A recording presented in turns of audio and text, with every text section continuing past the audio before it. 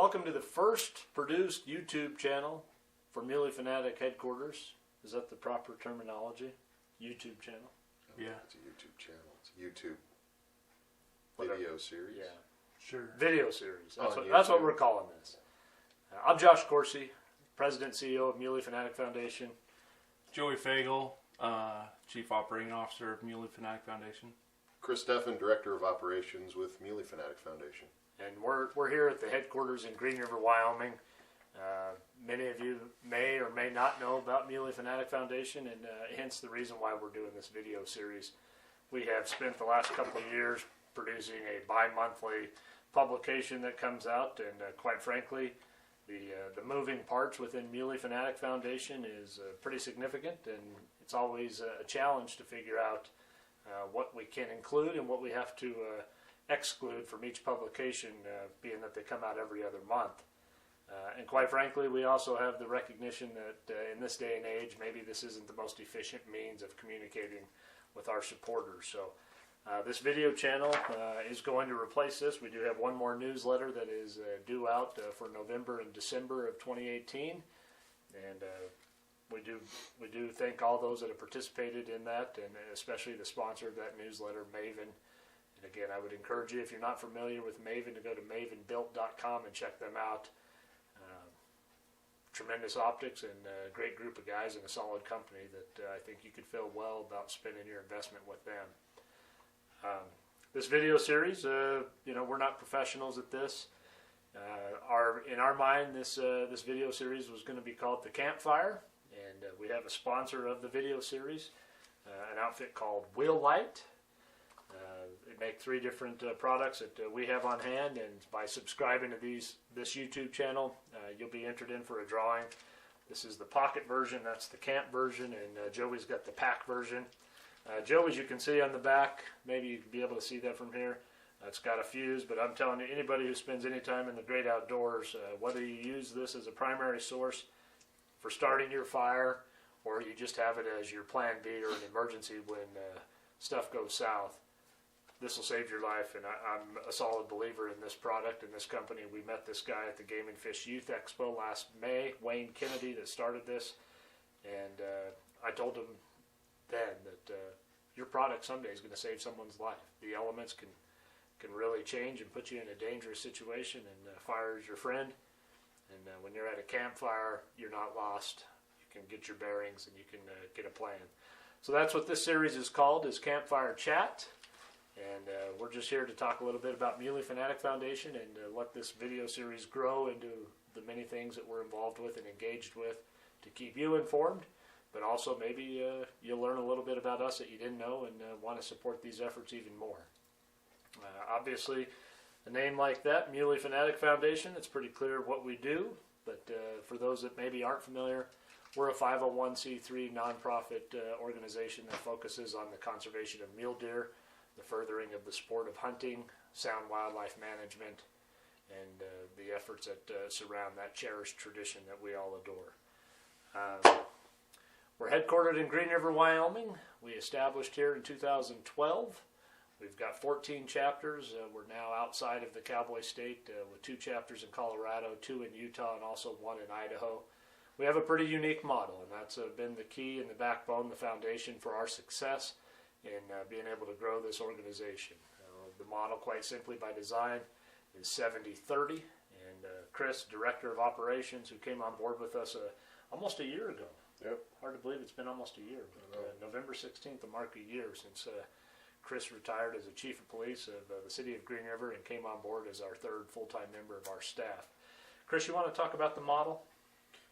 Yeah, as Josh alluded to, the model is pretty unique, I think, amongst conservation organizations. When these chapters, which are made up of all volunteers, are out there doing the hard work that they do and the fundraisers that they do, 70% of that money that they raise stays with them. It stays in their bank account, in their community, and they decide where they spend that money. And we think that's really unique. Doesn't come back to headquarters. We don't make these determinations about where they spend that money that furthers our mission. And every chapter is different, every area is different to a degree. I mean, mule deer are mule deer, but at the end of the day, different areas have different things that mule deer are facing, and those folks in those communities and areas know best where to spend that money. So, that's the uniqueness of our organization. We don't interfere with that, and we have some guidelines. We want it benefiting people. Public lands, we're a big advocate for public lands, and outside of that, they can pretty much spend it how they see fit on those things that promote our mission. And that's truly the basis. Well said, Chris. By design, when Joey and I sat down with an attorney and accountant to establish this organization, we wanted the model to be simple, but we wanted it to be effective. And quite frankly, the 70-30 model is both of those. It's designed by local folks to make a local difference in a local area, and that's the area of those chapters. And as Chris alluded to, deer don't know boundaries or state lines or communities or counties, and we're aware of that. But the information that we're putting forth to try to grow this organization is truly about making a difference. So that's I think the mail or something just came in. That was probably the door you just heard. And now they're leaving. So back to business. We, as I mentioned, Joey and I started this organization. We established actually in the fall of 2011. Actually kick-started with full activities and a full steam ahead approach in January of 2012. And there's been a learning curve. Starting a conservation organization, a 501c3 nonprofit doesn't come with an owner's manual. And not to say that we've winged it, because we're definitely goal-driven and have plans and try to follow the plans of what we need to do to be effective and efficient. But there's been some learning curves, and we continue to learn each day. And that's, again, part of the basis for this video series is we're really only as good as the information we have. And that goes along with many of the things that we support.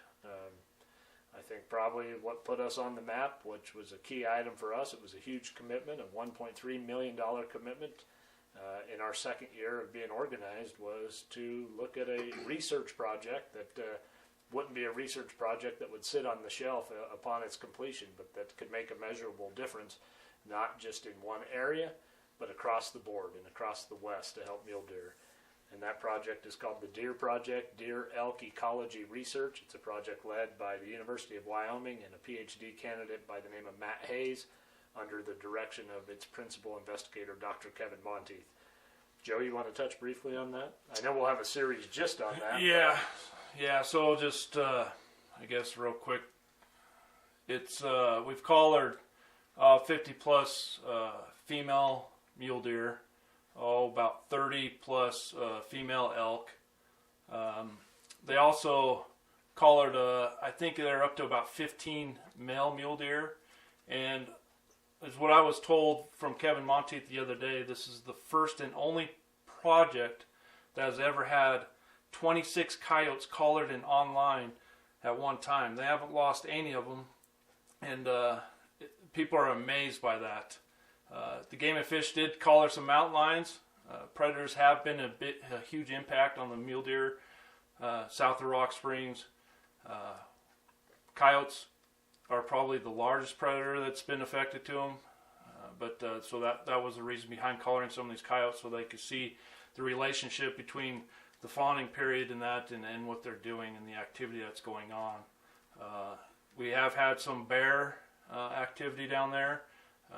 I've lived here my whole life, and that's just something that hasn't been around. So predators just a huge impact on this population, and they're discovering a lot of factors between the predators, disease, and malnutrition. Malnutrition has been a huge impact this last summer, especially on our fawns. But a lot of the adults are going and falling down just because of their malnutrition as well. But yeah, it'll be exciting to talk about this project a little bit more in detail on that in another series. Yeah, and I think to echo that is the other benefit of being able to put together a video series is that the amount of information and the detailed information with having guests that can join us within this series. We do a lot of traveling, and this will be an opportunity for us to be able to take this on the road, be able to bring some of that information to you directly instead of waiting or finding time to read something in a publication that's produced, especially a project like that that involves a lot of science. I think Dr. Monteith and Matt Hayes are both real good at being able to speak in layman's terms, but they're both scientists, so when they write, sometimes it maybe there's some message that's lost in being able to understand some of maybe what their motivations are and what they're learning. But as Joey mentioned, there's a number of culprits that are impacting mule deer. It's not just limited to this particular area, this greater Little Mountain ecosystem where this project is going on.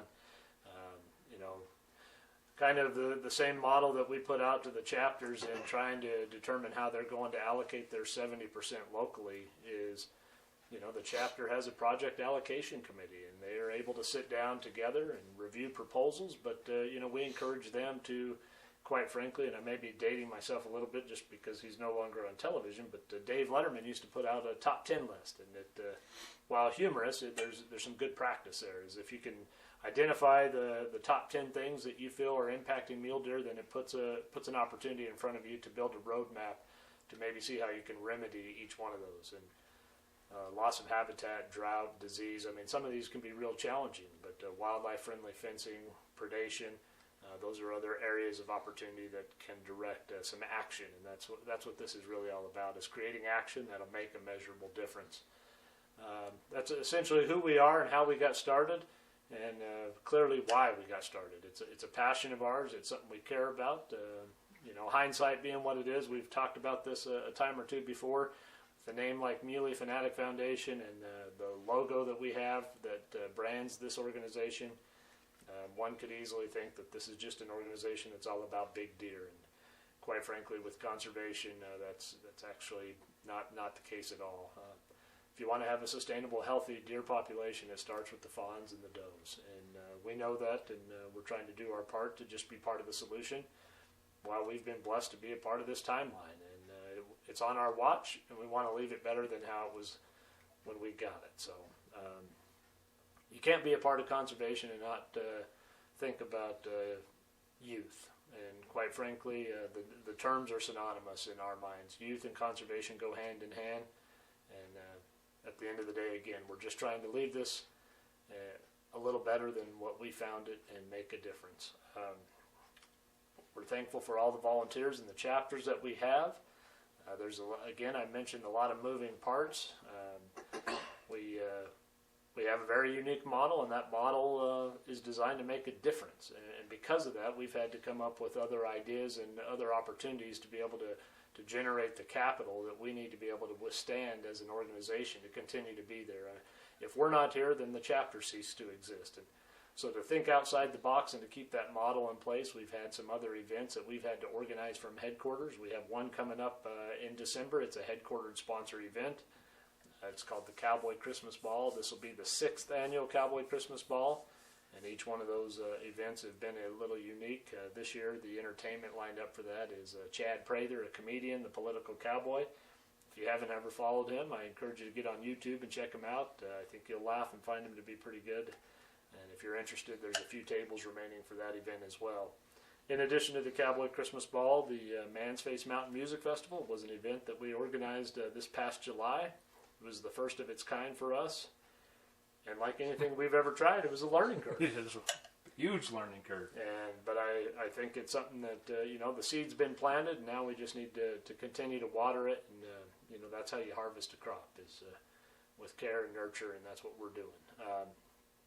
But I think probably the most important thing we do that allows our organization to exist is our calendar gun raffle. And Chris, you want to touch on that? Because this is kind of your baby.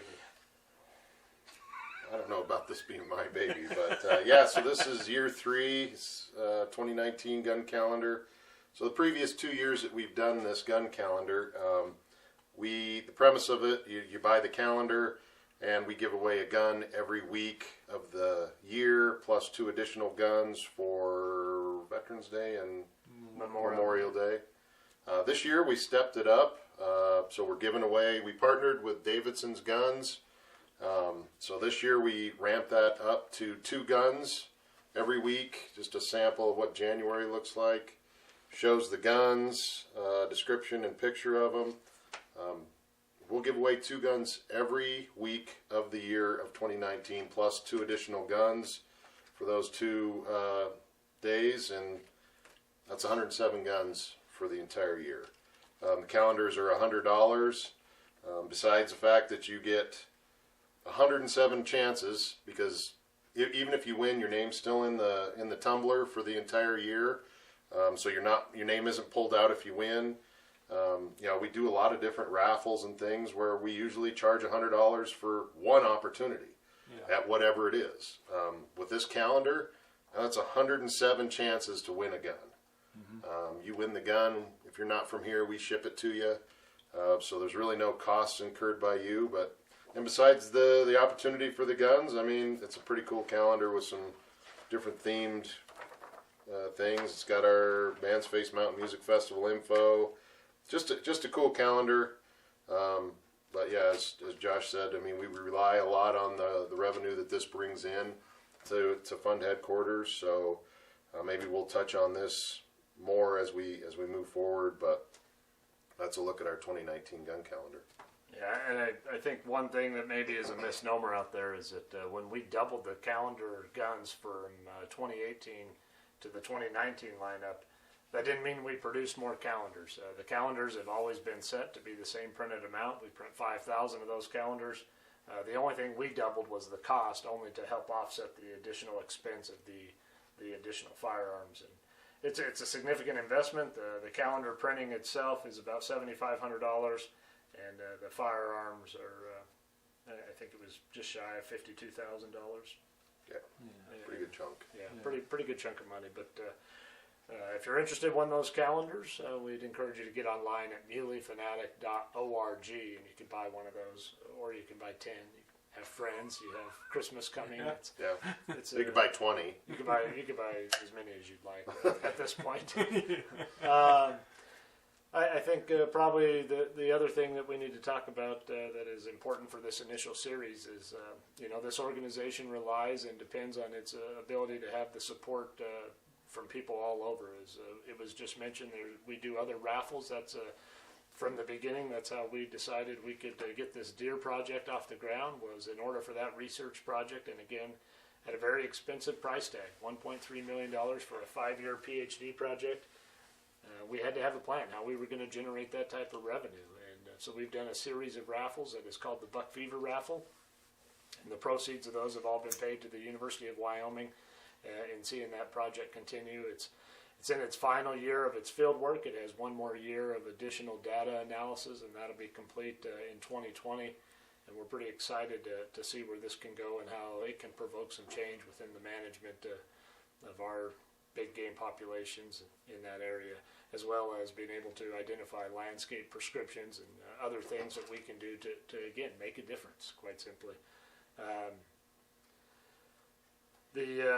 I was going somewhere with that, and I can't remember where I was going, but I was going to say something. Support. We were talking about support.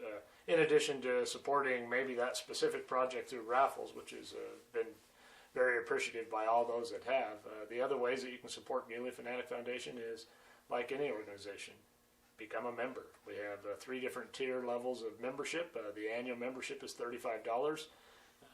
If you become a member at this point, you get a really nice outdoor edge, razor LTE knife with 6 interchangeable blades. You get a sticker, and I could go on and on about the things that you get, but ultimately I don't know of anybody who's become a member of our organization for what they're getting out of this. Truly, the people that have pledged their hard-earned dollars to pony up and say, I want to support this, is because they believe in what we're doing. And so we appreciate that. The other 2 levels are sponsor membership. It's $250. You get a plaque that you can hang in your office or in your man cave or your garage or wherever you see fit. Just lets others know you're a member of this organization and gives you the opportunity to champion the message and the mission of what we do to help drum up other support. Quite frankly, any organization that you're involved with or you support, you want others to support it too, because it's something you wouldn't pony up your hard-earned dollars if it wasn't in your core to want to believe and support that. The sponsor membership comes with anybody who becomes a sponsor membership is entered in for a drawing to win a commissioner's license. You don't have to be a resident of Wyoming. You can be a non-resident. You can be from anywhere, and that opportunity allows you to hunt deer, elk, or antelope in any open hunting area within the state of Wyoming. All you declare is the species and the unit area that you want to hunt. So that's for our sponsor membership. And then finally, we were a little hesitant to do this for the first 5 years, despite some folks asking us to have a life membership. But finally, we got the right partnership, and we decided to offer the life membership. You know, some of that hesitancy, quite frankly, was I had read an article that the NRA had put out at one time about people who become life members maybe feel their obligation to the organization has been met, and we didn't ever want to do that. We can only continue to do what we do collectively together if we're all engaged wanting to further this. So that life membership is $1,500. From the beginning, one of our partners has been KUIU, and so you get a KUIU guide jacket, you get a life member KUIU hat, you get a challenge coin, which comes with a pretty good message on what that means and where it got its start, and it's tied to our military service. And then you get a Howa rifle as well, and there's 6 different calibers that you can choose from within that, and the rifle is presented in either the Verde or the Vias KUIU pattern, so it's a pretty good offering as well. But that's how you can support Muley Fanatics. We appreciate that support, and we look forward to this video series being an opportunity to you learn a little bit more about us, and for you to engage with us and be able to help us be more effective and efficient and further the mission that we have. So I thank you for your time on that. Joey, what else would you like to add? We're hoping to have fun with this video as well, make it really entertaining for you, as well as, like Josh says, put out some information of what we do and what we have done, and keep you up to date on what's going on. I'm really excited about this. The newsletter is great. It's been fun designing it and that, but it has put some stress on a lot of things. So this video series, I think, is going to be way cool, and I think it's just going to be sitting around chatting about stuff, and really don't have to be so hard on trying to be professional. We're just going to have fun, and I hope everybody enjoys it. Did we talk about subscribing to this and what you get? No, I'm glad you brought that up, Chris. Well, I'm glad I would think that is called segue. Segue. Yeah, so subscribe. Are we going to have one of those little things at the bottom of the video that they can... Joey's you're going to see some things in this video where he dives. It's going to be high tech. Yeah, anybody who's familiar with YouTube will see that subscribe button. Yeah. So yeah, subscribe, share our video series. You know, tune us in all the time. We'll try to do these quite often, and we'll be in for one of these. Well, we'll give away all 3 sizes per video. Is that what we're thinking? Yeah. Yeah, if you subscribe to the YouTube channel, we'll put some sort of time frame or deadline, but we'll give away the, what is yours called? The pack? The pack. The pack. And I've got the pocket. I've got the camp version. And honestly, these things are, can we cuss? Badass? Badass, that's not that bad, right? No. These are badass. They're bad donkey. Yeah, light diffuse. They're designed to light wood that's been soaking in water. 4,000 degrees that these burn to. And I hope to. I know Wayne lives in Washington, but he spends an adequate amount of time in Wyoming. I look forward to him being on the Campfire series. I think Joey touched on it. This initial video probably a little formal because we got to get some information out so you know who we are, what we are. But the design behind this is to be laid back, simple, and just be able to share and engage in the transfer of information with you. A lot of the topics we covered today, including the Deer Project, the Cowboy Christmas Ball, there'll be more in-depth video series to cover more of the details of those so you can have a better or full understanding of what those are about. And again, we solicit your feedback. That we're, again, only as good as the information that we have to work with. I guess in closing, before we shut this down, I do got to give a couple of props that are much due that this series is not going to allude to. I mean, the thanks that we have for our volunteers and the folks that we work with, the private landowners, the state agencies, the federal agencies, those are all great, and we appreciate those relationships. They're very valuable to us. But I got to tell you, I work with 2 great guys, and 2 great guys that are passionate about this mission, that they live, eat, and breathe this from the time they wake up to the time they go to sleep, and they never put it on pause. And Joey, you'll see in this video, you're going to see some cool background stuff and some cool stuff. He's a tech guy. That's his forte, and I think you'll find these videos to be entertaining. And then Chris, I don't know of someone who just is absolutely motivated by his time spent in the field creating memories with his son and his family, his friends, and he's a solid beacon and champion for what we do. So I thank you both for what you bring to the table. So. Thank you. The only thing we say about Josh is he's a Dallas Cowboys fan. So Yeah, we can move on. That says it all right there. That says it all right there. You had to get that in there. Yeah, you can edit that. I had to throw that in there, and it will not be edited. You have an edit button. Yes, Negative. you do. Negative. Real quick, too, is one series you guys will probably want to watch, too, is when we put together for the youth hunts that we do with life-threatening illnesses. We just barely got done with 6 hunts, and we'll be excited to put that out. It's something that everyone will want to watch. That's very special to us, so it'll really show what our passion is when you see that series. Yes, it will. That's probably despite all the challenges and obstacles and things that we run into throughout the year. We mentioned earlier this fall when these youth hunts got started that it wipes the slate clean. There's no problem there because there's people that are struggling and have problems much bigger than anything any of us ever deal with, and we're just thankful and blessed to be a part of those. It's very inspiring. I don't want anyone to think that we're cutting the newsletter because we don't believe in the newsletter. It's not an effective and efficient means of communications to be able to print that newsletter. And I hope this video series will help engage you to a lot more of the information that this newsletter has been able to provide. The expense of the newsletter, quite frankly, is beyond our means to be able to maintain that, in addition to the time that it needs to be able to put together and the deadline that we have to work with the printer. In 2018, our newsletter expenses are going to be about $26,000 with this next one coming up as our final publication. And we'd rather see that money be used elsewhere, and I think this will accomplish helping us be able to provide the means to that solution. So. Plus, you get to see our ugly mugs all the time. We? What are you talking about, we, white man? All right, well, anything else you wanted to add? I know we didn't even touch on the license plate or anything of that, and I think there's so much we could talk about, but on this initial one, I think it's a good intro, and thank you for subscribing. Really, if you get one of these, try it. Put it to its test. You're not going to be disappointed. And if you don't get one, if you're not one, go to willwhite.com and put one of these in your glove box, put one of these in your bug out bag or your get out of dodge bag, whatever you call it at home. Your hunting pack. Your hunting pack, your emergency preparedness stuff. This could save your life, and I'm a firm believer in it. So, anything else? No, I think. Go Cowboys.